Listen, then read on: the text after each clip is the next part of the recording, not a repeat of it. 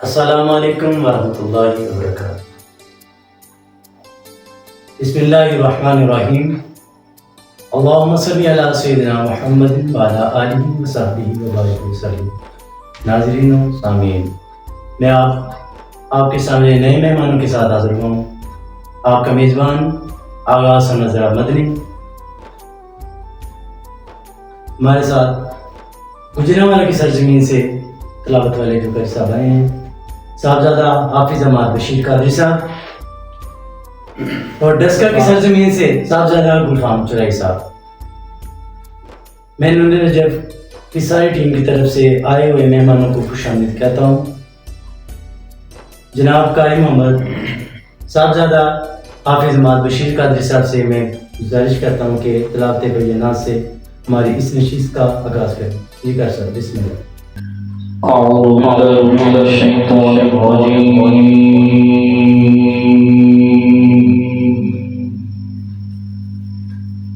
بسم الله الرحمن الرحيم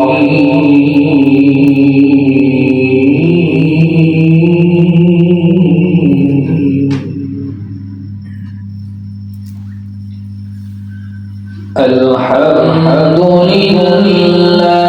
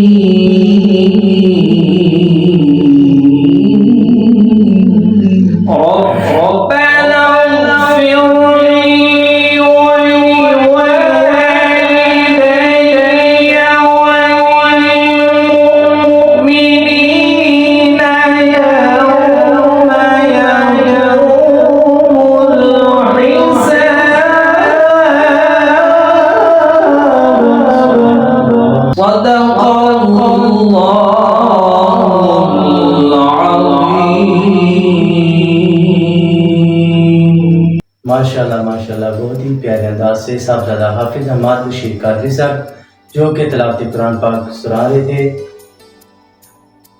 تلاوت کے دوران ہی ہمیں جس نے گائیڈ کیا علامہ اسد اللہ قادری صاحب، میں ان کو اپنی نور نجف تمام ٹیم کی طرف سے خوش آمدید کہتا ہوں۔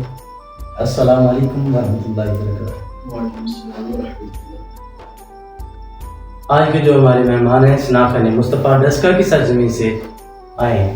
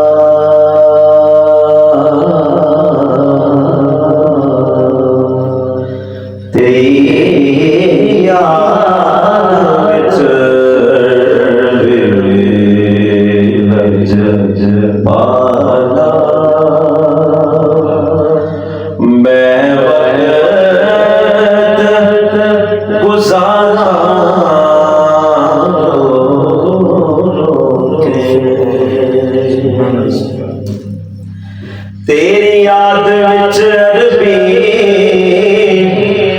لچ پالا، او میں وقت گزارا رو رو کے، تیرے چرنوں پانی پیش کراں،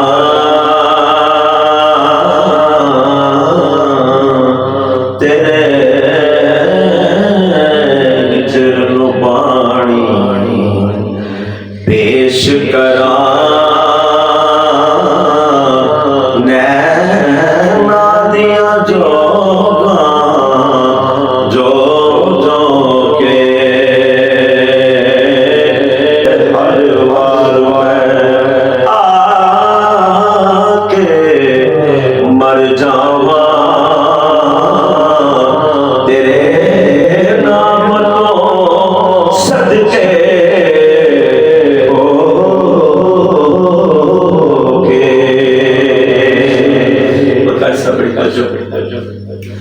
سردار میں اپنے عملاں دی تحریر تے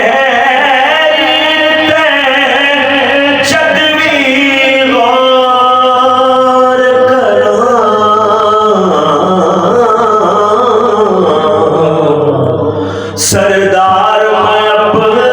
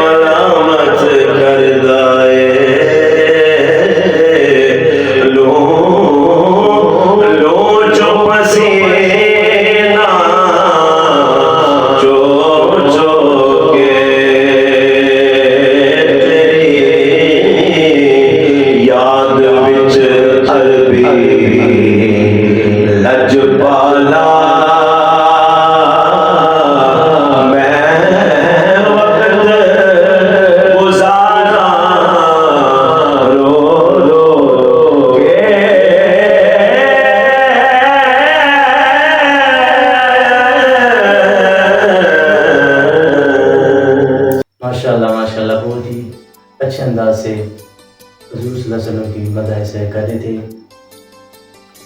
جو آج کی نشست میں جو ہمارا موضوع ہے وہ ہے امت مسلمہ، کیونکہ امت مسلمہ ٹکڑوں میں بڑھ چکی ہے۔ اس کی وجہ کیا ہے؟ میں علامہ صاحب سے گزارش کرتا ہوں کہ ہمیں بتائیں کہ امت مسلمہ کیوں ٹکڑوں میں بڑھ چکی ہے؟ جی علامہ صاحب۔ الحمدللہ الذی وحدہ والصلاة والسلام علی من لا نبی بعدہ وعلی آلہ واصحابہ وازواجہ واولادہ واصحابہ وانصارہ اجمعین، اما بعد فاعوذ باللہ من الشیطان الرجیم، بسم اللہ الرحمن الرحیم، واعتصموا بحبل اللہ جميعا ولا تفرقوا، صدق اللہ مولانا العظیم۔ الحمدللہ آج ہم یہاں پہ رمضان ٹرانسمیشن کے اندر اس پروگرام میں شامل ہیں۔ سب سے پہلے تو میں اپنے معزز سامعین کو اور موجودہ ٹیم کو السلام علیکم ورحمۃ اللہ وبرکاتہ، اور نور نجف کی تمام ٹیم کو ان کا میں مشکور ہوں کہ انہوں نے اس پرفتن دور میں یہ خوبصورت پروگرام سجایا، اور آج کا جو موضوع ہے یہ اپنی انفرادیت کے اعتبار سے نہایت ہی اہم موضوع ہے کہ جس کو سمجھنا اور اس کی اہمیت اور اس کے جو مسائل ہیں ان کو حل کرنا یہ ہم سب پہ لازم ہو چکا ہوا ہے۔ اتحاد امت، یہ سمجھے کہ اتحاد کا معنی ہوتا ہے متحد ہو جانا، اکٹھے ہو جانا۔ اس کی اہمیت کا اندازہ اس آیت کریمہ سے لگائیں کہ یہ کتنی اہم چیز ہے اتحاد۔ رسول پاک صلی اللہ علیہ وسلم کے بارے میں اللہ کریم نے قرآن میں ارشاد فرمایا هو الذی ایدک بنصرہ وبالمؤمنین، اے محبوب اللہ وہ ہے کہ جس نے آپ کی مدد کی اپنی نصرت کے ذریعے اور مومنین کے ذریعے، اور فرمایا وَأَلَّفَ بَيْنَ قُلُوبِهِمْ، ان مومنین کے دلوں میں اللہ نے الفت ڈال دی، باہمی اتحاد ڈال دیا، اور فرمایا اس اتحاد کی اہمیت اور یہ کتنی قیمتی چیز ہے۔ لو انفقت ما فی الارض جميعا ما الفت بین قلوبہم، فرمایا کیا محبوب اگر زمین کے سارے خزانے خرچ کر کے بھی آپ ان کے دل میں وہ محبت ڈالنا چاہیں جو اللہ نے ڈال دی ہے، وہ نہیں ڈالی جا سکتی۔ یعنی دنیا کی کوئی طاقت بھی مسلمانوں کے دلوں میں وہ محبت نہیں ڈال سکتی جو رب نے ڈال دی ہے۔ وَلَكِنَّ اللَّهَ أَلَّفَ بَيْنَ قُلُوبِهِمْ، لیکن اللہ نے ان کے دلوں میں وہ محبت کو ڈال دیا۔ وہ محبت کون سی ہے جو ہم سب کے دلوں میں ڈال دی گئی؟ وہ محبت وہی جو سرکار دو عالم صلی اللہ علیہ وسلم نے ارشاد فرمایا میری امت ایک جسم کی مانند ہے، جسم کے کسی ایک حصے میں بھی درد ہو تو سارا جسم وہ درد محسوس کرتا ہے۔ اسی طرح فرمایا میری امت بھی ایک جسم کی مانند ہے، مغرب میں اگر ایک امتی تڑپے گا تو اس کی درد مشرق والوں کو بھی ہوگا، اور یہ ایمان کے تقاضوں میں سے بھی ہے۔ آج فلسطین، کشمیر، برما، غزہ، یہ ساری صورتحال ہمارے سامنے ہے۔ اگر وہاں پہ مظلوم تڑپ رہے ہیں اور ہمیں یہاں پر ان کا احساس نہیں، تو اس پروگرام کے توسط سے میں یہ کہنا چاہوں گا کہ ہمیں اپنے ایمان کے بارے میں غور و فکر کرنا چاہیے کہ آخر ہم مومن ہیں یا نہیں، کیونکہ مومن تو وہ کہ جو اس ایک جسم کی مانند۔ اور آپ دیکھیں کہ رسول پاک صلی اللہ علیہ وسلم اور جتنے بھی انبیاء آئے ان سب کا جو پیغام نبوت تھا، مشن نبوت تھا، مقصد نبوت تھا، مقصد بعثت تھا، ان میں جہاں پہ بہت سارے مقاصد تھے ان میں ایک مقصد اتحاد امت کا بھی تھا۔ آپ دیکھیں حضرت ہود علیہ السلام و حضرت نوح علیہ السلام و اپنی قوم کو آ کر کیا کہتے ہیں؟ یا قوم اعبدوا اللہ ما لکم من الہ غیرہ۔ حضرت نوح آئے، حضرت ہود آئے، حضرت عاد آئے، حضرت سمود آئے، حضرت شیس آئے، جتنے بھی پیغمبر آئے سب نے قوم کو ایک اللہ کی عبادت پہ اکٹھا کیا۔ یہ تھی اتحاد امت، وہ جو انبیاء نے مشن چلایا۔ اور اس کے بعد دیکھیں حضور علیہ السلام اس امت کے لیے ہمارے لیے کتنی بڑی رحمت بن کر آئے۔ قرآن پاک کی بڑی مشہور میں نے آپ کے سامنے تلاوت کی ہے، وَاعْتَصِمُوا بِحَبْلِ اللَّهِ۔ اس آیت کریمہ کا جو شان نزول ہے آپ اس کو دیکھیں اور دیکھیں کہ حضور علیہ السلام کتنی بڑی نعمت بن کر ہمارے پاس تشریف لائے۔ مدینہ المنورہ میں دو قبیلے تھے، ایک اوس اور ایک خزرج۔ یہ جو اوس اور خزرج تھے یہ دونوں آپس میں باہمی جنگ میں مبتلا رہتے تھے۔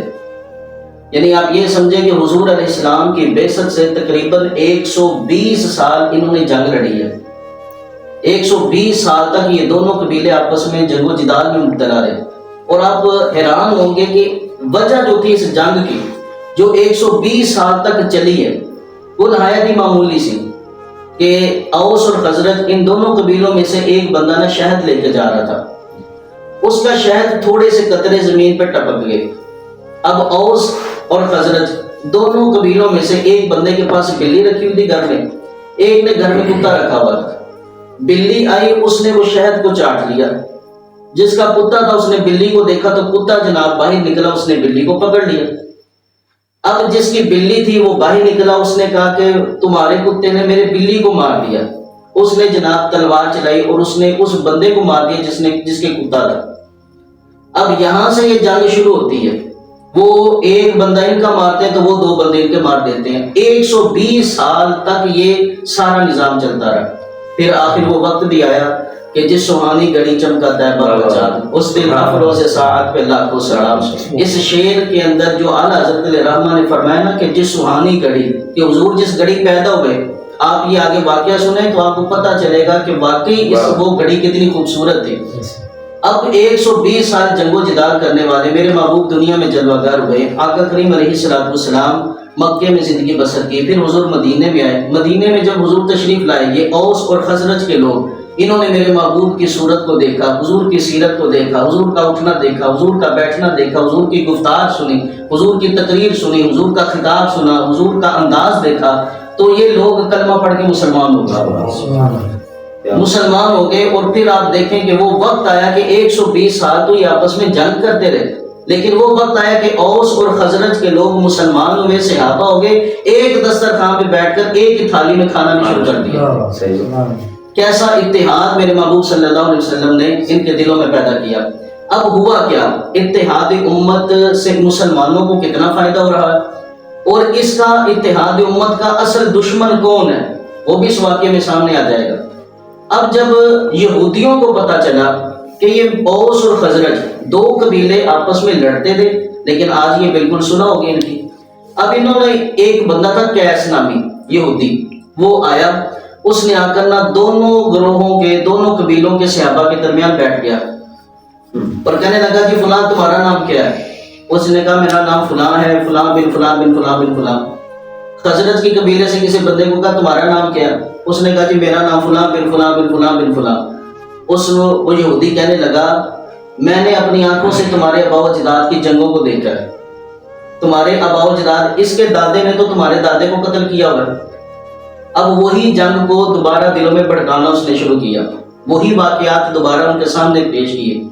اب ہوا کیا کہ صحابہ تھے لیکن پھر بھی تلواریں نکل آئیں۔ غیرت و غیرت ہوتی ہے، آباء و اجداد کی محبت اپنی جگہ، اب تلواریں نکل آئیں۔ اب اوس اور خزرج کے لوگ پھر ایک دوسرے کے مقابل ہو گئے۔ ادھر سے جبریل امین رسول پاک کے پاس تشریف لاتے، حضور علیہ السلام کی بارگاہ میں عرض کرتے حضور یہ دو قبیلے آپس میں پھر جنگ و جدال ہو رہی ہیں۔ میرے محبوب تشریف لائے، آقا کریم علیہ السلام کو دیکھا تو انہوں نے اپنی تلواروں کو نیچے کر دیا۔ حضور علیہ السلام نے ارشاد فرمایا کہ تمہیں کیا ہے کہ میں تمہارے درمیان موجود ہوں تو مجھ سے فیصلہ کروانے کی بجائے خود ہی فیصلے کر رہے۔ یہ سنا تو انہوں نے تلواریں نیچے چھوڑ دی۔ پھر اللہ کریم نے یہ آیت کریمہ نازل فرمائی، وَاعْتَصِمُوا بِحَبْلِ اللَّهِ جَمِيعًا وَلَا تَفَرَّقُوا، اللہ کی رسی کو مضبوطی سے تھام لو اور آپس میں فرقہ بازی نہ کرو۔ فرمایا کہ وَاذْكُرُوا نِعْمَتَ اللَّهِ عَلَيْكُمْ إِذْ كُنْتُمْ أَعْدَاءً فَأَلَّفَ بَيْنَ قُلُوبِكُمْ، اللہ کی اس نعمت کو یاد کرو کہ جب تم آپس میں دشمن تھے تو اللہ نے تمہارے دلوں میں محبت کو ڈال دیا، اور اس نعمت نے کیا کہ تم تو فَأَنْقَذَكُمْ مِنْهَا، تم تو جہنم کے کنارے پر تھے، اس نے تمہیں جہنم کے کنارے سے بچا لیا۔ تو حضور علیہ السلام آپ کا بھی مشن یہی تھا اتحاد امت کا۔ تو آپ دیکھیں کہ سب سے بڑی جو اتحاد امت کے دشمن ہے وہ یہودی ہیں۔ آج جو اس کی وجہ جو آپ نے پوچھی ہے وہ آپ کے سامنے آ گئی ہے کہ یہودی اس کی سب سے بڑی وجہ ہے۔ رسول پاک صلی اللہ علیہ وسلم اللہ نے جو قرآن پاک میں ارشاد فرمایا اتحاد امت کی برکت کتنی ہے، فرمایا وَالَّذِينَ تُرْهِبُونَ بِهِ عَدُوَّ اللَّهِ وَعَدُوَّكُمْ، فرمایا کہ آپس میں اکٹھے ہو جاؤ، تمہارا یہ اکٹھا ہونا اللہ کے دشمن اور تمہارے دشمن کو بھی زیر کر دے گا۔ مسلمانوں کے اکٹھ میں اتنی برکتیں ہیں، اور آپ دیکھیں کہ جہاں جہاں بھی یہ فتنے پڑے، فساد ہوئے، اختلاف ہوئے، انتشار ہوئے، یہ سب آپ کے سامنے ہے کہ جناب وہ ساری کی ساری بستیاں تباہ ہو گئے۔ شام میں دیکھ لیں، عراق میں دیکھ لیں، ایران میں دیکھ لیں، فلسطین میں دیکھ لیں، یہ سب عدم اتحاد امت کی وجہ سے سب کچھ ہو رہا ہے۔ اور آپ دیکھیں کہ ہمارے ساتھ بھی یہ جو پاکستان کے اندر صورتحال چل رہی ہے، اگر ہم نے بھی بر موقع اس کا سدباب نہ کیا تو یہ اسی طرح ہی ہے جیسے وہ اسکول میں ہوتا تھا، بچے استاد کے سامنے کھڑے ہیں، اب ایک بچے کو مار پڑ رہی ہے، لائن لگی ہوتی تھی کہ سب کو باری باری مار پڑے گی، اب ہم پیچھے کھڑے ہوئے اپنی باری کا انتظار کر رہے ہوتے تھے کہ بھئی ابھی ہماری باری بھی آئے گی تو ہمیں بھی مار پڑے گی۔ اسی طرح آج بھی ہم ایک لائن میں لگے ہوئے ہیں، شام، فلسطین، عراق، ایران، یہ سب ان کو مار پڑتے دیکھ کر ہم ایک لائن میں لگے کہ اگلی باری ہماری بھی آنے والی ہے۔ اگر ہم نے اتحاد امت پہ کام نہ کیا، اگر ہم نے اتحاد امت کے موضوع پر ہم نے سیریس لے کر اس کے بارے میں یہ نہ کیا، اب یہ سوال پیدا ہوتا ہے کہ اتنی بڑی یہ دولت ہے تو یہ اتحاد امت کہاں سے حاصل ہوگی؟ اس کے اوپر ہمیں کیا کرنا چاہیے؟ سب سے پہلی چیز اس کے اوپر یہ ہے کہ ہم تیر و تلوار تو چلا نہیں سکتے، ایسی جگہ ہمیں ہتھکڑیوں میں جکڑ دیا گیا ہے۔ فی الوقت جو یہودی ہیں ان کو کمزور کرنے کے لیے ہمیں ان کی مصنوعات کا بائیکاٹ کرنا چاہیے۔ صحیح بات، ہمیں ان کی مصنوعات کا، قادیانی کی مصنوعات کا ہمیں بائیکاٹ کرنا چاہیے، یہ اس کا سب سے بہترین حل ہے، اس سے ہم اپنا بہترین بدلہ لے سکتے ہیں۔ آج بہت سارے لوگ فلسطین کے بارے میں کہتے ہیں جی یہ نہیں کرتے وہ نہیں کرتے، لیکن آپ دیکھیں کہ دعا، احتجاج، جلسے تو جلوس ہم سب کچھ کر لیتے ہیں، لیکن ہم ایک یہودی مصنوعات کا بائیکاٹ کے لیے ہم تیار نہیں ہیں، یعنی ہم اپنے نفس کے خلاف نہیں جاتے۔ ہمارا دل کرتا ہے کہ ہم جناب یہ فلاں بوتل پئیں، ہمارا دل یہ چاہتا ہے، ہم وہاں پہ فلسطین کو بھول جاتے ہیں، ہم وہاں پہ اپنے نفس کو نہیں سمجھاتے کہ بھائی یہ میرے مسلمان بھائی کے قتل میں اس کا بھی ہاتھ ہے۔ اور آپ دیکھیں کہ مصنوعات کے اندر جو ہے نا سب سے بیسک جس کا بائیکاٹ کرنے کا حکم دیا جاتا ہے وہ کوک کمپنی ہے، پیپسی ہے، 7 ہے، یہ ساری کمپنیاں۔ 2018 سے الحمدللہ ہم یہ اتحاد امت پہ کام کر رہے ہیں، اس کے اوپر فقیر نے ایک مقالہ بھی لکھا، اس میں مکمل دلائل ہے اس چیز کی۔ 1900 کی دہائی کے اندر یہ کوک کمپنی جو ہے نا اس کی طرف سے ایک اشتہار شائع ہوتا تھا کہ کوکا کولا پیو، اسرائیل کو مضبوط کرو، یہ اپنی آمدنی میں سے ایک حصہ جو ہے اسرائیل کو دیتے ہیں۔ اور پھر اس کے بعد فلسطین کے اندر ایک آبادی تھی جہاں پہ مسلمانوں کی آبادی تھی، یہ اس فیکٹری نے کہا جی ہمیں جگہ چاہیے، تو اسرائیل والوں نے وہ مسلمانوں کی آبادی کو تباہ کر کے یہ فیکٹری کی جگہ ان کو دی ہوئی، اس لیے ان کی آمدنی میں سے اب آپ یہ بھی لوگ پھر کہہ دیتے کہ جناب یہ پاکستان میں بنتی ہے، پاکستان کا پانی ہے، پاکستان کے مزدور یہ سب کچھ بنا رہے ہیں، لیکن آپ یہ سوچیں کہ یہ اصل برانچ ان کی ہے، ہم نے برانچ ان کی لگائی ہوئی ہے، تو کچھ نہ کچھ ہماری طرف سے فائدہ ان کو پہنچ رہا ہے۔ تو پہلی چیز ہمیں یہ عمل کرنا چاہیے کہ یہودیوں کے خلاف مکمل ہمیں بائیکاٹ کرنا چاہیے۔ اگر ہم اس کا بائیکاٹ کریں گے تو یقیناً یہ ہم اتحاد امت کے قریب جائیں گے۔ جی ناظرین، علامہ صاحب بہت ہی پیارے انداز سے گفتگو فرما رہے تھے، اللہ تعالیٰ ہمیں اس پہ عمل کرنے کی توفیق عطا فرمائے۔